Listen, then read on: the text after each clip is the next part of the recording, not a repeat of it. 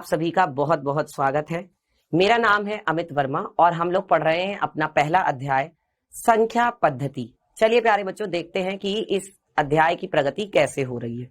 इस अध्याय में बच्चों हमने सबसे पहले पढ़ा था संख्या पद्धति का एक परिचय। उसके बाद हमने पढ़ा दो परिमेय संख्याओं के बीच में परिमेय संख्या ज्ञात करना। उसके बाद हमने पढ़ा अपरिमेय संख्याएं। इसके बाद हमने पढ़ा बच्चों संख्या रेखा पर अपरिमेय संख्या का निरूपण। इसके बाद हम लोगों ने पढ़ना है बच्चों वास्तविक संख्या और उनके दशमलव प्रसार। फिर हमने पढ़ा बच्चों उत्तरोत्तर आवर्धन पराक्रम के द्वारा वास्तविक संख्याओं को संख्या रेखा पर देखना। फिर हमने अब पढ़ना है वास्तविक संख्याओं पर संक्रियाएं और इसके बाद हम लोग पढ़ेंगे वास्तविक संख्याओं के लिए घातांक नियम। तो बच्चों सबसे पहले हम देखते हैं कि आज की क्लास में हम क्या सीखने जा रहे हैं। बेटा आज हम पढ़ेंगे वास्तविक संख्याओं पर संक्रियाएं। तो पहले पूर्व कक्षा का दोहरान कर लेते हैं। इससे पिछली क्लास जो हुई थी बच्चे, उसमें हमने पढ़ा था कि वास्तविक संख्याओं का दशमलव प्रसार कैसा होता है। कैसा होता है वास्तविक संख्याओं का दशमलव प्रसार? दो तरह की होती है वास्तविक संख्याएं, एक परिमेय और एक अपरिमेय।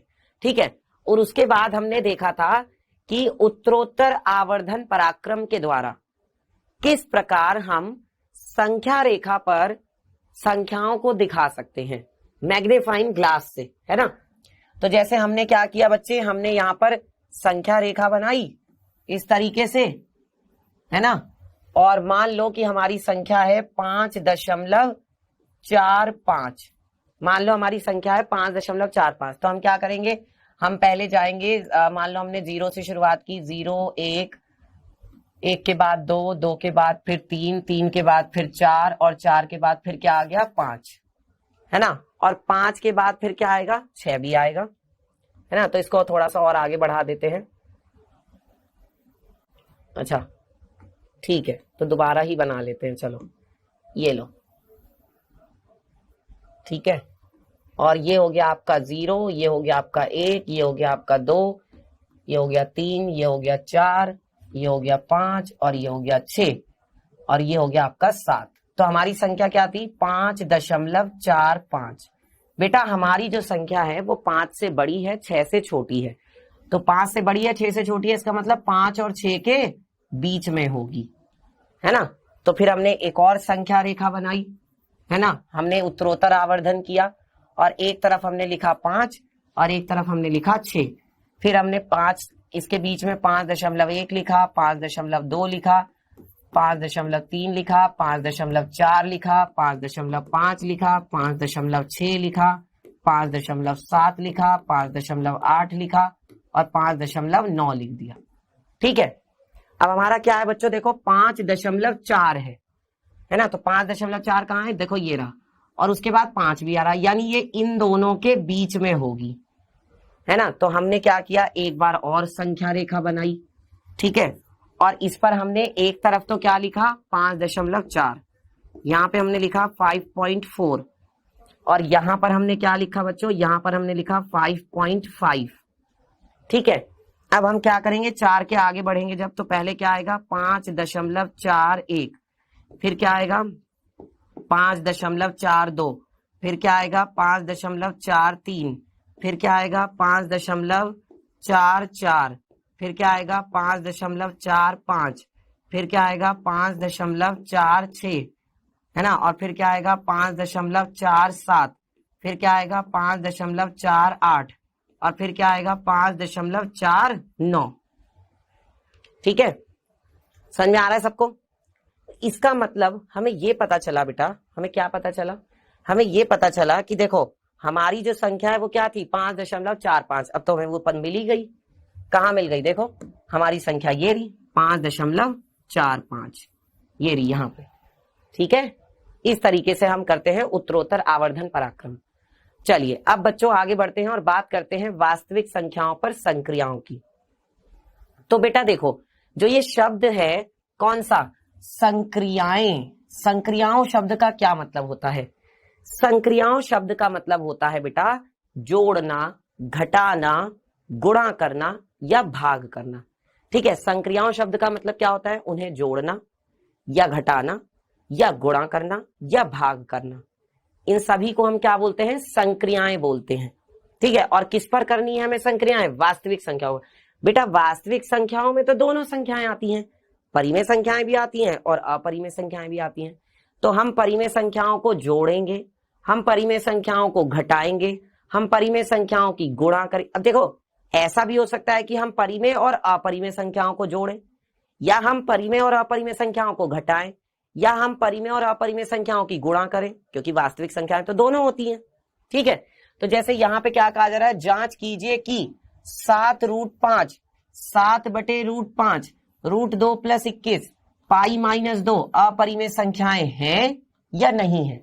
तो बच्चों देखो, जब भी कभी हम क्या करते हैं परिमेय संख्याओं के साथ, देखो जब भी कभी हम परिमेय संख्या के साथ एक अपरिमेय संख्या को जोड़ते हैं तो बच्चों हमें अपरिमेय संख्या ही मिलती है। ठीक है, अभी देखो यहां पर क्या है, अगर हम परिमेय संख्या के साथ एक अपरिमेय संख्या की गुणा करें, ये देखो बेटा जो 7√5 है इसमें क्या है 7 है और गुणा हो रही है उसकी √5 से, तो बेटा 7 कैसी संख्या? परिमेय संख्या। √5 कैसी संख्या? अपरिमेय संख्या। तो जब आप एक परिमेय संख्या की एक अपरिमेय संख्या के साथ गुणा करोगे तो आपको अपरिमेय संख्या ही मिलेगी। तो ये वाली संख्या तो कैसी हो गई? अपरिमेय संख्या हो गई। ये वाली संख्या तो क्या होगी बच्चों? अपरिमेय होगी। अच्छा, उसके बाद क्या है? उसके बाद है बेटा 7/वर्गमूल के अंदर 5। तो देखो 7 आपकी कैसी संख्या है? 7 आपकी खुद परिमेय संख्या है, और ये √5 आपकी कैसी संख्या है? ये आपकी अपरिमेय संख्या है। तो बच्चों जब आप क्या करोगे, परिमेय संख्या को अपरिमेय संख्या से भाग दोगे तो भी आपको क्या होगा? तो भी बेटा आपको अपरिमेय संख्या ही मिलेगी। तब भी आपको क्या मिलेगी? अपरिमेय संख्या ही मिलेगी। क्लियर? अच्छा, एक बार याद है जो हमने वो वाला एग्जांपल देखा था 1/7 वाला जो था, और फिर उसमें क्या आ रहा था? 2/7 था, 3/7 था, 4/7 था। ये वाला देखा था ना एग्जांपल, क्योंकि 1/7 का कैसा था? 1/7 एक मतलब इसका दशमलव प्रसार कैसा आ रहा था? अशांत अनावर्ती का। तो इन सब का भी दशमलव प्रसार वही आ रहा था, अशांत अनावर्ती का, है ना? वही चीज यहां पर भी है। ठीक है, अच्छा इसके बाद क्या है बच्चों? देखो वर्गमूल 2 + 21 है ना? तो इसमें क्या हम देख रहे हैं कि वर्गमूल 2 कैसी संख्या है? अपरिमेय संख्या है। ठीक है, और ये 21 कैसी संख्या है? परिमेय संख्या है। तो जब इसका भी आप क्या करेंगे? जोड़ेंगे इसको, तो बेटा यहां से भी आपको अपरिमेय संख्या ही मिलने वाली है।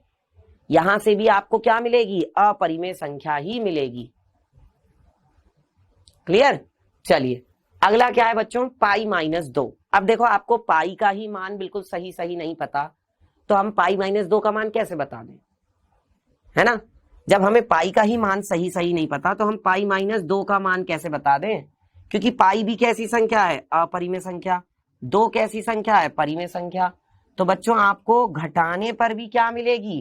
अपरिमेय संख्या ही मिलने वाली है। ठीक है, आपको अपरिमेय संख्या ही मिलेगी। क्लियर?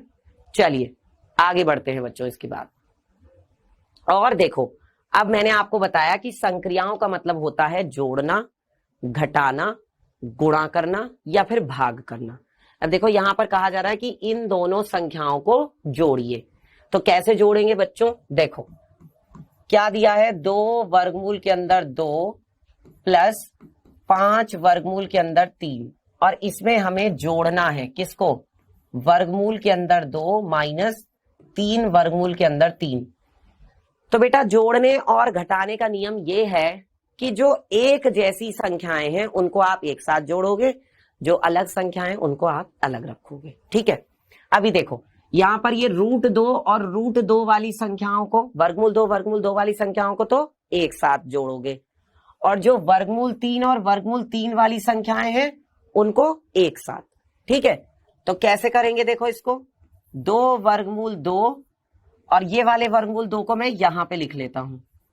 फिर क्या आएगा बच्चों? 5 वर्गमूल 3, और इसमें से हमें घटाना है 3 वर्गमूल 3। ठीक है, अब कितना आएगा बच्चों बताना जरा? देखो ये हमारे पास कितना हो जाएगा, 2√2 में जब √2 को जोड़ोगे तो कितना आएगा बताओ। अगर 2√2 में √2 को जोड़ोगे तो कितना आएगा। तो बेटा यहां से आपके पास आएगा 2 और 1 3√2। 2 ये है और 1 ये है, तो 2 और 1 कितना हो गया 3। अच्छा 5 में से 3 घटाओगे तो कितना आएगा बच्चों, 5 में से 3 घटाएंगे तो 2 आएगा, और वो 2 कैसा होगा प्लस का। तो ये आपके पास आएगा 2 वर्गमूल के अंदर 3। ये आपका आंसर हो जाएगा। क्लियर है, सबको आ रहा है समझ में बच्चों। बताओ यहां तक सबको क्लियर है, कोई डाउट तो नहीं है किसी को, यहां तक डाउट तो नहीं है किसी को, आ गया समझ में। चलिए आगे बढ़ते हैं। इसके बाद है बच्चों कि 6√5 को 2√5 से गुणा कीजिए। अब की बार क्या करनी है, गुणा करनी है, तो चलो गुणा करते हैं। तो गुणा कैसे करेंगे भाई, देखो हमें करनी है 6√5 की गुणा किससे, ये करनी है हमें 2√5 से। तो इसमें क्या होगा बच्चों, सबसे पहले तो देखो 6 की गुणा तो हो जाएगी 2 में, सीधी सीधी 6 की गुणा तो किसमें हो गई, 2 में हो गई, और वर्गमूल 5 की गुणा होगी वर्गमूल 5 में। वर्गमूल 5 की गुणा किसमें कर दोगे, वर्गमूल 5 में ही कर दोगे। ठीक है, जो एक जैसी संख्या है उनकी गुणा एक साथ कर दी। तो क्या होगा बच्चों, यहां से देखो 6 दूनी हो जाएगा 12। ठीक है, और बेटा जब वर्गमूल 5 की वर्गमूल 5 में ही गुणा करोगे तो उसके ऊपर से जो वर्गमूल है वो हट जाएगा, क्योंकि वो एक तरह से क्या हो गया, वर्गमूल 5 का वर्ग हो गया। तो यहां से क्या होगा, जब वर्गमूल 5 की वर्गमूल 5 में गुणा करोगे तो ये आपके पास आ जाएगा 5। कितना आएगा आपके पास, 5 आएगा। और जब आप 12 की 5 में गुणा करोगे तो 12 की 5 में गुणा करने पर आएगा 60। ठीक है, ये आपका आंसर हो गया। सबको आया समझ में। चलिए आगे बढ़ते हैं। इसके बाद बच्चों क्या है, कह रहे हैं कि 8√15 को 2√3 से भाग दीजिए। तो बेटा देखो हमने जोड़ना भी सीखा, हमने घटाना भी सीखा, हमने गुणा करना भी सीखा, अब हम भाग करना सीख रहे हैं। तो क्या करना है हमें यहां पर 8√15 को क्या देना है, भाग देना है किससे, 2√3 से। दे दो भाग जरा, बताओ कितना आएगा। 8√15 को हमें भाग देना है 2√3 से, कितना आएगा बच्चों बताओ। जब भाग दोगे तो कितना आएगा बताइए। तो बच्चों देखो यहां पर क्या है, 8√15 है और बटे में 2√3 है। तो देखो 2 से तो 8 कट ही जाएगा, 2 एकम 2, 2 चौक 8, ये तो कट ही गया। तो हमारे पास क्या बच गया, हमारे पास बच गया 4 वर्गमूल के अंदर 15 और बटे में वर्गमूल के अंदर 3। अब बच्चों देखो जो दोनों संख्याएं वर्गमूल के अंदर हैं उनको हम एक साथ लिख सकते हैं। कैसे भाई, ये 4 तो है ही है ना, जो वर्गमूल के अंदर 15 भी है, वर्गमूल के अंदर 3 भी है, तो मैं इसको ऐसे लिख सकता हूं गुणा में करके, वर्गमूल के अंदर 15 और इसके बटे में है बच्चों 3। 15 वर्गमूल 15 के बटे में ही तो था ना वर्गमूल 3, तो मैं इसको वर्गमूल के अंदर करके लिख सकता हूं दोनों को एक साथ। अब देखो 3 से क्या होगा, 15 कट सकता है, तो हमने क्या किया, 3 से 15 काटा, 3 एकम 3, 3 पंजे 15, तो कितना आ जाएगा बेटा आपके पास, ये आपके पास आ जाएगा 4 और वर्गमूल के अंदर 5। ठीक है, 4 आ गया और वर्गमूल के अंदर कितना आ गया, 5 आ गया। अब बताओ कोई दिक्कत किसी को, यहां तक कोई दिक्कत है किसी को, तो बताइए कितना आ गया बच्चों, ये आपके पास 4 वर्गमूल के अंदर 5। ठीक है, समझ में आ रहा है, बताओ भाई समझ में आ रहा है कि नहीं। कितना आ गया, 4 वर्गमूल के अंदर 5। ठीक है, ये आपका क्या हो जाएगा, आंसर हो जाएगा। चलिए अब देखो बेटा कुछ नियम है, कुछ कानून है जो हमें मानने पड़ते हैं परिमेय संख्याओं और अपरिमेय संख्याओं को जोड़ने, घटाने के, गुणा करने के। तो देखते हैं वो नियम क्या है। अब देखो बच्चों पहला जो नियम है वो कह रहा है, पहले नियम में एक परिमेय संख्या और एक अपरिमेय संख्या का जोड़ या घटाना अपरिमेय होता है। यही तो मैंने आपको बताया, होता है, बस ये नियम है। चाहे आप परिमेय संख्या और अपरिमेय संख्याओं को जोड़ो या घटाओ, आपको क्या मिलेगा? आपको बच्चों अपरिमेय संख्या ही मिलेगी। ठीक है, फिर दूसरा नियम क्या कहता है? दूसरा नियम कहता है एक अपरिमेय संख्या, आपके पास क्या है? एक अपरिमेय संख्या है के साथ एक शून्येतर, शून्येतर मतलब का नॉन जीरो, मतलब जीरो नहीं होना चाहिए, शून्य यानी कि जीरो को छोड़कर कोई और संख्या। शून्येतर का मतलब है जीरो को छोड़कर कोई और संख्या जो है, उस परिमेय संख्या का गुणनफल या भागफल जो है बेटा वो कैसा होता है? अपरिमेय होता है। अगर जीरो नहीं है, मतलब अगर आप जीरो से गुणा नहीं कर रहे हो, क्योंकि एक बात आप जानते हो, जीरो की किसी भी संख्या से गुणा करो जीरो ही आता है, इसीलिए उन्होंने ये बोल दिया कि जीरो को छोड़कर। अब जैसे मान लो आप गुणा करते हो वर्गमूल 5 की किससे? जीरो से, तो ये तो आपको क्या दे देगा? जीरो दे देगा। इसीलिए उन्होंने कहा कि अगर आप किसी अपरिमेय संख्या, मान लो आप √3 की किससे गुणा करते हो?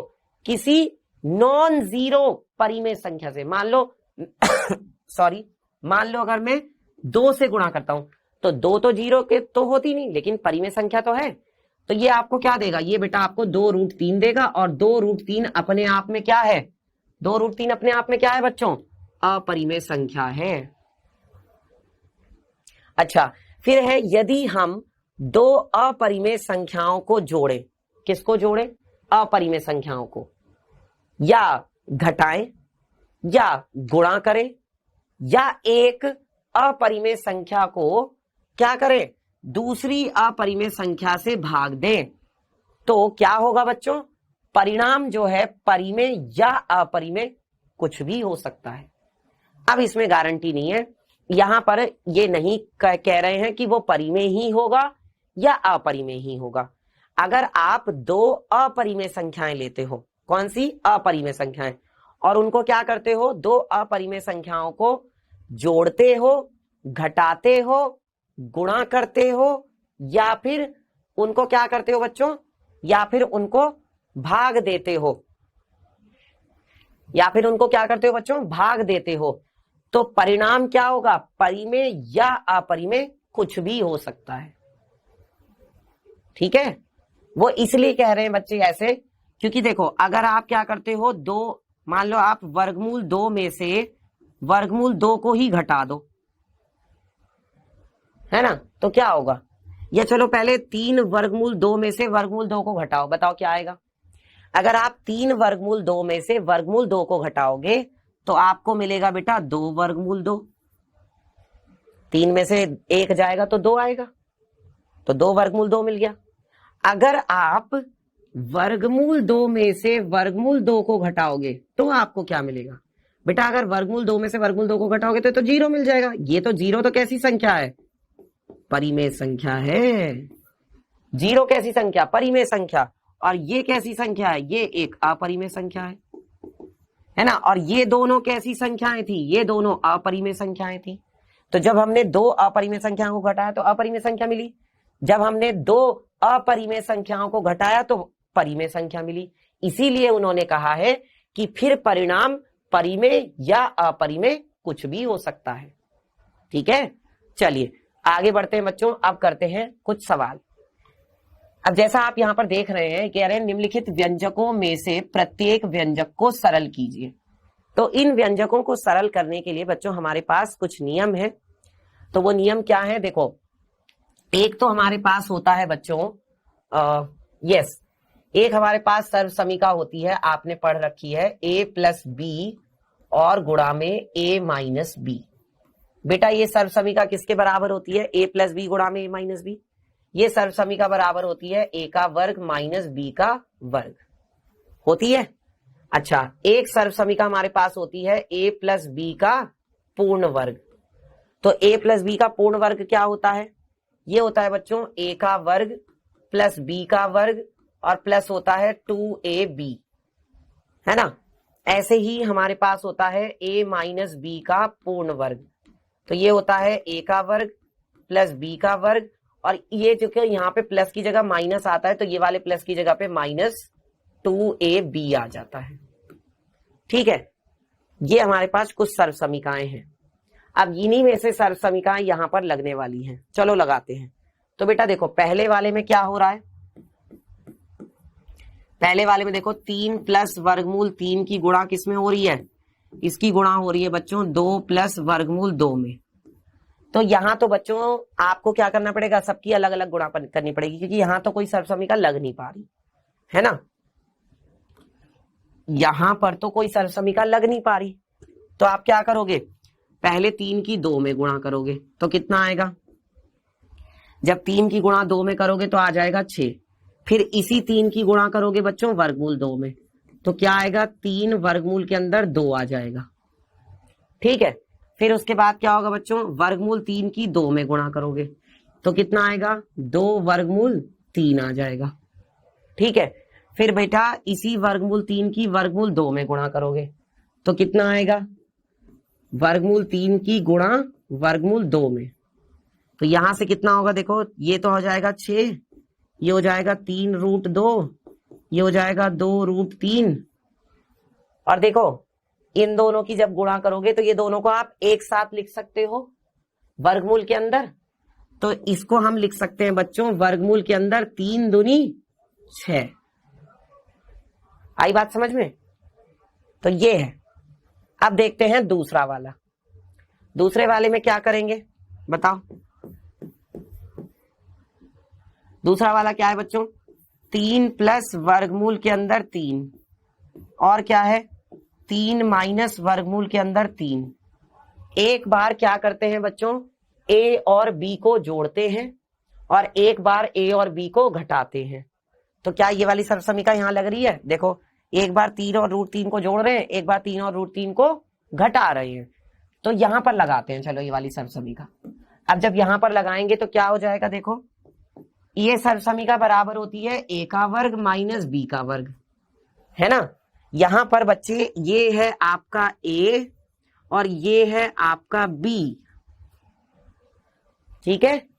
तो a की जगह पे है 3 यानी 3 का क्या हो गया वर्ग, और b की जगह पे क्या है बेटा, b की जगह पे है वर्गमूल 3, तो हमने क्या किया वर्गमूल 3 का वर्ग कर दिया और बीच में क्या आएगा माइनस आएगा। ठीक है, तो बच्चों 3 तिया कितना होता है 9 होता है, 3 तिया 9 हो गया, और √3 का वर्ग करोगे तो क्या होगा बेटा, वर्गमूल के ऊपर वर्ग हो रहा है तो वर्गमूल जो है वो वर्ग से हट जाएगा। आ रही बात समझ में, जो ये वर्ग है इससे ये वर्गमूल हट जाएगा, तो ये आपके पास आ जाएगा केवल 3, और 9 में से 3 घटाओगे तो कितना आएगा 6, 9 में से 3 घटाओगे तो 6 आ गया। ऐसे कर सकते हैं आराम से।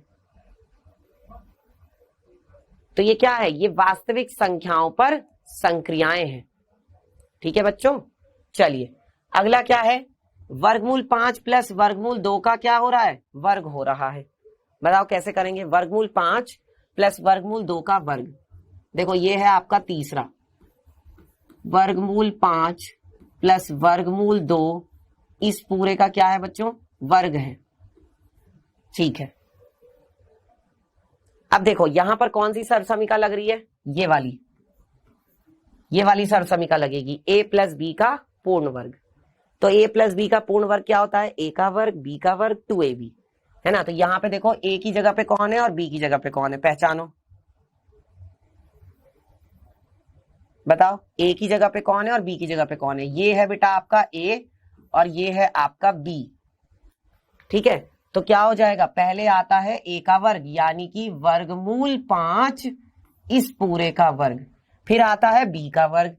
अब b की जगह पे क्या है बच्चों वर्गमूल 2, तो वर्गमूल 2 का वर्ग हो गया, प्लस क्या होता है बच्चों 2ab, यानी कि क्या हो जाएगा प्लस का 2 इंटू a की जगह पे क्या है वर्गमूल 5 और b की जगह पे क्या है बच्चों वर्गमूल 2।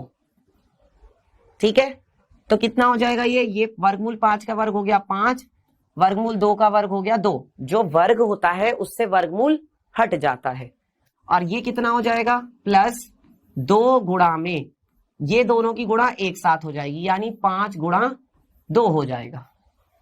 दोनों को एक साथ लिख लेंगे वर्गमूल के अंदर। आ रही है बात समझ में? दोनों को वर्गमूल के साथ अंदर एक साथ लिख लेंगे। अब क्या होगा बच्चों, यहां से देखो 5 और 2 कितना हो गया 7, 5 और 2 हो गया 7 और प्लस 2 और वर्गमूल के अंदर आ गया 5 दूनी 10। बस ये आपका आंसर हो गया। ठीक है, समझ में आया सबको? चलो अगला है बच्चों वर्गमूल 5 माइनस वर्गमूल 2 और वर्गमूल 5 प्लस वर्गमूल 2। तो यह क्या कर रहे हैं, एक बार ए और बी को घटा रहे हैं और एक बार ए और बी को जोड़ रहे हैं। तो क्या होगा, देखो एक बार ए और बी को जोड़ रहे हैं, एक बार ए और बी को घटा रहे हैं, तो क्या होगा ए का वर्ग माइनस बी का वर्ग। इसका मतलब क्या हो जाएगा, इसका मतलब ये है बच्चों कि आपके पास कितना आएगा, देखो चौथे में क्या है, वर्गमूल 5 माइनस वर्गमूल 2 एक बार घटा रहे हैं और वर्गमूल 5 प्लस वर्गमूल 2 एक बार जोड़ रहे हैं। तो यहां से क्या होगा बच्चों, दोनों को एक बार आप क्या करोगे, जोड़ोगे, एक बार घटाओगे। तो इसका मतलब एक बार वर्गमूल 5 का वर्ग करोगे और माइनस एक बार वर्गमूल 2 का वर्ग कर दोगे, क्योंकि ए का वर्ग माइनस बी का वर्ग होता है। तो यहां से कितना आएगा, वर्गमूल 5 का वर्ग किया 5 आ गया, वो वर्गमूल हट गया, और वर्गमूल 2 का वर्ग किया तो उसका भी वर्गमूल हट गया, यानी 2 आ गया। 5 में से 2 घटाओगे तो कितना आ जाएगा, 3 आ जाएगा। 5 में से 2 घटाया तो 3। ठीक है, सबको आ रहा है समझ में? कोई डाउट तो नहीं है किसी बच्चे को? ठीक है ना, चलूं आगे?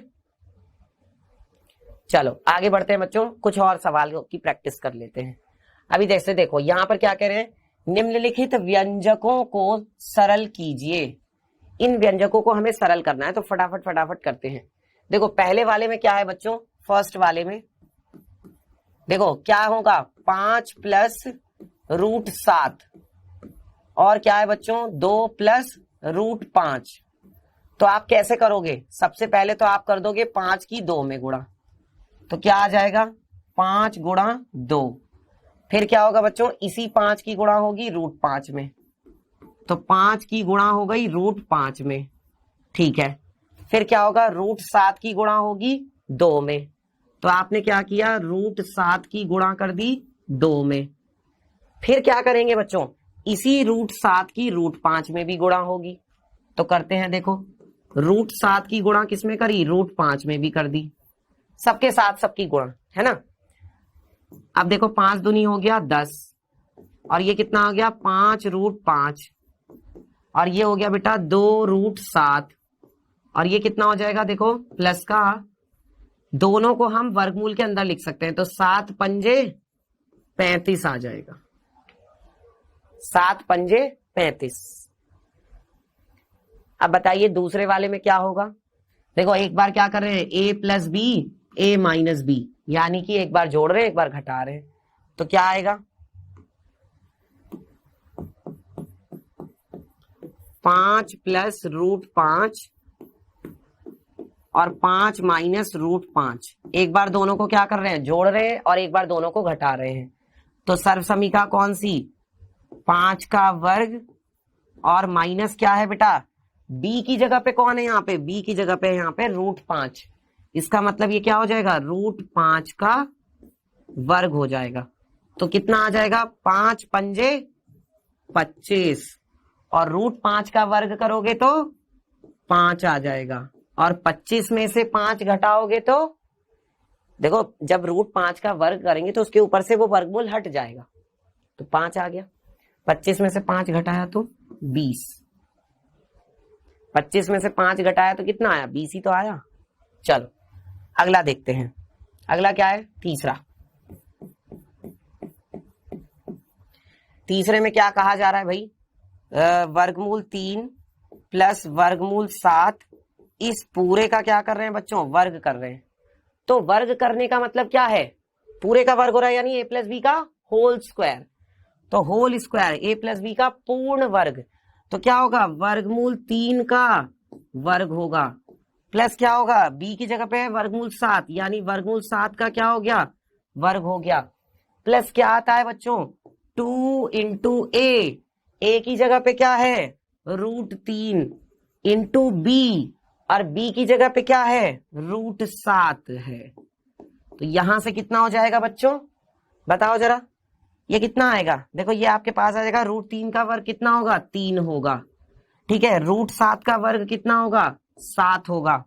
और ये क्या लिख सकते हो आप इसको, प्लस के 2 गुणा में, ठीक है। और देखो 3 और 7 दोनों वर्गमूल के अंदर हैं, तो आप क्या करो, 3 और 7 दोनों को एक साथ लिख लो वर्गमूल के अंदर, 3 गुणा 7। तो कितना आ जाएगा आपके पास यहां से, ये 3 और 7 कितने हो गए, 10 हो गए, 3 और 7 10 हो गए। और प्लस क्या है बेटा, 3 सत्ते 21, तो यहां से आपके पास आ गया 2, और वर्गमूल के अंदर आ गया 3 सत्ते 21। ये आपका आंसर हो गया, ठीक है। अब इसको हम आगे नहीं जोड़ेंगे, 10 और 2 12 मत कर देना इसको, क्योंकि बेटा अगर इसके साथ वर्गमूल 21 होता तो हम दोनों को जोड़ते, अभी आप नहीं जोड़ सकते इसको, ठीक है। चलिए चौथा बताइए क्या होगा। देखो चौथे में भी क्या हो रहा है, यही नियम लग रहा है, a minus b a plus b. तो क्या करोगे, a का वर्ग माइनस b का वर्ग, बताओ क्या है, a की जगह पे है बच्चों, ये आपका पूरा क्या है, ये आपका पूरा a है, और ये आपका क्या है, ये आपका बच्चे b है। तो a minus b a plus b, a square minus b square, यानी क्या हो जाएगा, तो वर्गमूल 11 प्लस वर्गमूल के अंदर 7, यही तो है। हाँ, एक बार इनको जोड़ रहे हैं और एक बार क्या कर रहे हैं, वर्गमूल 11 माइनस वर्गमूल 7, तो ये क्या हो जाएगा, वर्गमूल के अंदर 11 का वर्ग और माइनस वर्गमूल के अंदर 7 इसका वर्ग। तो कितना हो जाएगा बेटा, वर्गमूल 11 का वर्ग कितना होगा, 11 होगा, वर्गमूल 7 का वर्ग होगा 7, 11 में से 7 घटाओगे कितना आएगा, 4, है कि नहीं। 11 में से 7 घटाया तो कितना आ गया, 4 आ गया। समझ में आया सबको, बताओ बच्चों, यहां तक सबको समझ में आया, कोई डाउट तो नहीं है किसी बच्चे को, have you any doubt, okay. चलिए तो प्यारे बच्चों, अब हम लोग करेंगे क्विज। हमने वास्तविक संख्याओं पर संक्रियाएं कर ली हैं। वास्तविक संख्याओं पर संक्रियाओं का मतलब वही होता है, उन्हें जोड़ना, घटाना, गुणा करना या भाग करना, ठीक है। चलो तो बच्चों क्विज के क्वेश्चन का आंसर दो, बताओ क्या होगा इसका आंसर। पाई का सन्निकट मान है, पाई जो है बेटा, पाई का सन्निकट मान क्या होता है।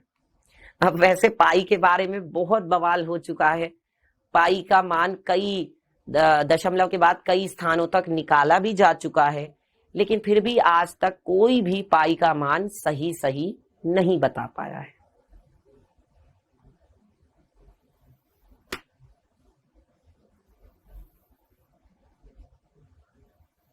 हो गया। चलिए अगला सवाल देखिए, निम्नलिखित में से कौन परिमेय संख्या है। इनमें से कौन बच्चों परिमेय संख्या है, बताओ, ध्यान से आंसर करना, फिर कह रहा हूं।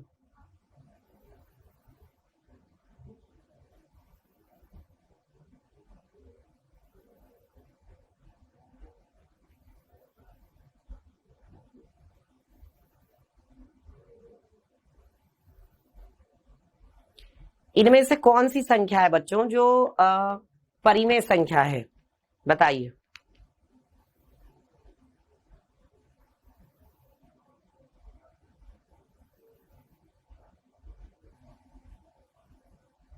ठीक है, करें डिस्कस, हो गया।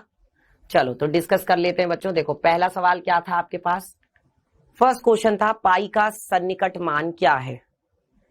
अब आप भी ये बात जानते हो कि देखो पाई का मान जो है वो तो कोई भी नहीं जानता, किसी को पता ही नहीं है ना।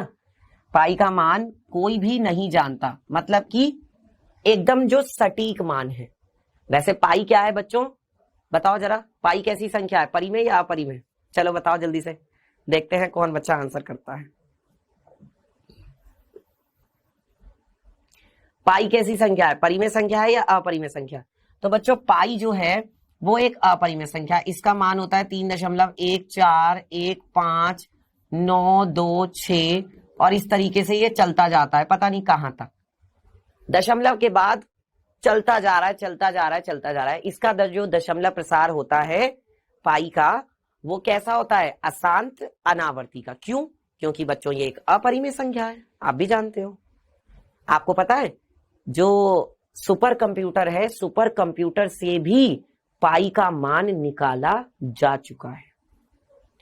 और आपको पता है दशमलव के बाद करोड़ों अंकों तक निकाला गया, लेकिन उसके बावजूद भी पाई का मान आज तक कोई भी सटीक नहीं बता पाया है, क्योंकि वो दशमलव के बाद जो है चलता ही जा रहा है, रुक ही नहीं रहा। कंप्यूटर की भी तो एक लिमिट है ना। कंप्यूटर ठीक है मशीन है तो क्या हुआ, पर फिर भी उसकी भी तो कोई लिमिट है। वो भी तो एक लिमिट तक ही गणना कर सकता है। और ये क्या है? ये तो भैया लिमिटलेस है। इसका तो जो है पाई का मान तो जो है चलता ही जा रहा है, अनंत तक चलता जा रहा है। तो वो अनंत तक थोड़ी दिखाएगा हमें, बताओ? वो हमें अनंत तक थोड़ी ना दिखाएगा पाई का मान। तो वही वाली बात है बच्चों, पाई जो है वो कैसी संख्या है? अपरिमेय संख्या है ना। अब कई बार क्या होता है कि पाई का मान जो है हम लोग 22/7 लिख लेते हैं। कई बार हम लोग पाई का मान 22/7 लिख लेते हैं। तो बच्चों को यही लगता है, और बल्कि बड़े बड़े जो बच्चे हैं उन्हें भी यही लगता है कि पाई का मान 22/7 ही होता है। उन बड़े बड़े बच्चों को भी यही लगता है, जबकि ऐसा नहीं होता बेटा। पाई का मान 22/7 नहीं होता। फिर कह रहा हूं, ध्यान से सुन लो, पाई का मान 22/7 नहीं होता। ये तो हम क्या करते हैं, पाई का मान जो 22/7 है ये तो हम गणना करने के लिए लिख लेते हैं। गणना करने के लिए, कैलकुलेशन करने के लिए, ताकि हमारी जो कैलकुलेशन है, जो हमारी गणना है वो आसान बन जाए। इसलिए हम पाई का मान 22/7 ले लेते हैं। वास्तव में पाई का मान 22/7 नहीं होता, क्योंकि आप ये भी देख रहे हो कि 22/7 जो है ये तो किस रूप में लिखी हुई है? P/Q के रूप में। बेटा जो 22/7 है वो तो P/Q के रूप में लिखी हुई है। और जो संख्याएं P/Q के रूप में होती हैं, और इसका यहां पर बच्चों Q जो है वो 0 भी नहीं है, इसका जो Q है वो यहां पर 0 भी नहीं है, तो बेटा वो तो फिर संख्याएं कैसी हो गई? परिमेय संख्याएं हो गई। अब यहां पर आपको एक विरोध नजर आता है। भाई पाई कैसी संख्या? अपरिमेय संख्या। 22/7 कैसी संख्या? परिमेय संख्या। तो ये तो विरोध है, ये तो विरोध की स्थिति है। यही तो बात है। तो पाई जो है वो एक अपरिमेय संख्या है, जबकि 22/7 एक परिमेय संख्या है। इस बात को याद रखना। लेकिन जो पाई का मान है वो 22/7 के बहुत बहुत पास में होता है।